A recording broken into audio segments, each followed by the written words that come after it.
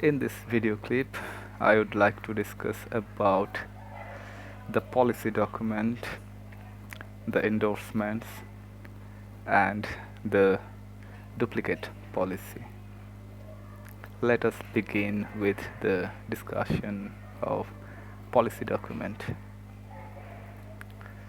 A policy document is a detailed written document, and it is the evidence of the insurance contract which mentions all the terms and conditions of the insurance.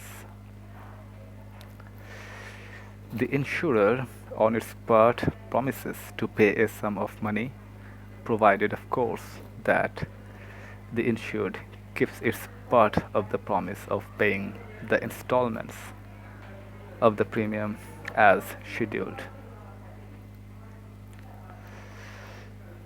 Typically, the preamble to the insurance contract makes this clear and also states that this policy is issued subject to the conditions and privileges printed on the back of the policy. The endorsements placed on the policy shall also be part of the policy, and typically it also makes a reference to the proposal form saying that the statements given in the proposal form are the basis of the contract. The schedule, which is printed on the policy document, identifies the office which has issued the policy. It also states the name of the policyholder, the date of commencement of the policy, and an identification number of the policy called policy number. This policy number is extremely useful for making any reference to the insurer relating to his policy. This shall avoid needless delay. It is necessary to check that it is correct, and any mistake should be immediately pointed out for correction.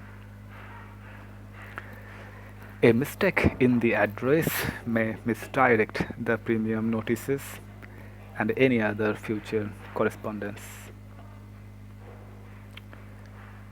It also states the name of the nominee and the date up to which the premium has to be paid.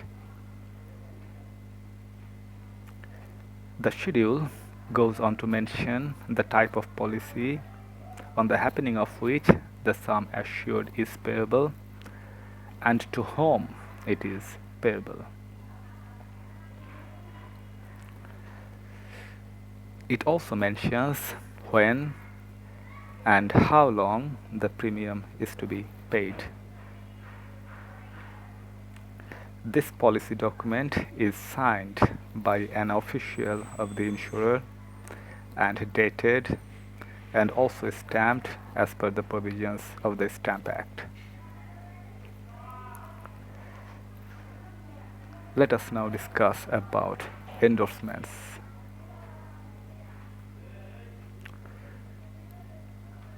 Some insurances, like life insurance policy, being a long-term contract, it is quite likely that the conditions may so change over the time that an alteration or change in the policy conditions may be required.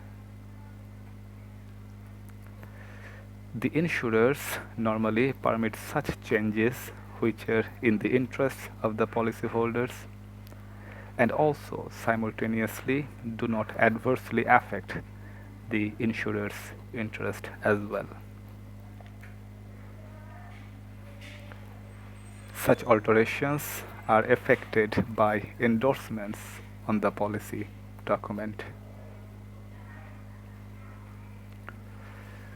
Some alterations which are typically not permitted are alterations during the first year,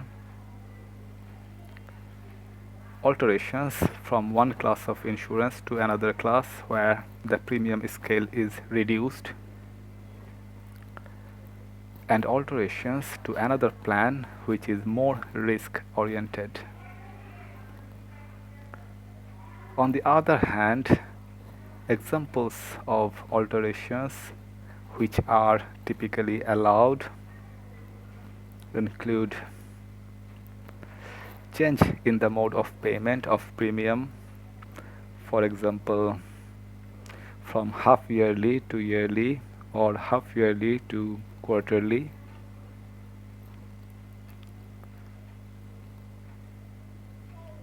Another alterations typically allowed is the correction in the name of the assured or the name of nominee.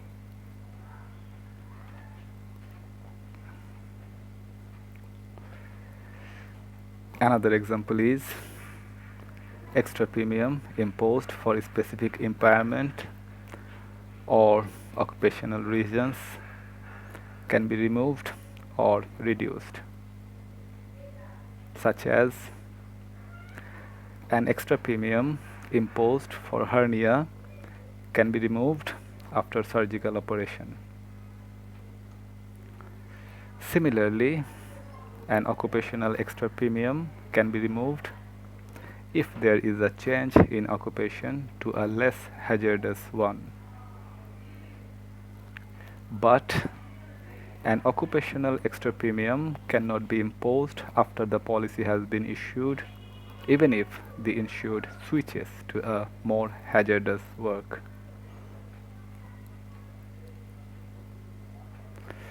All such alterations are done by an endorsement on the back of the policy or by a separate memo that becomes part of the policy.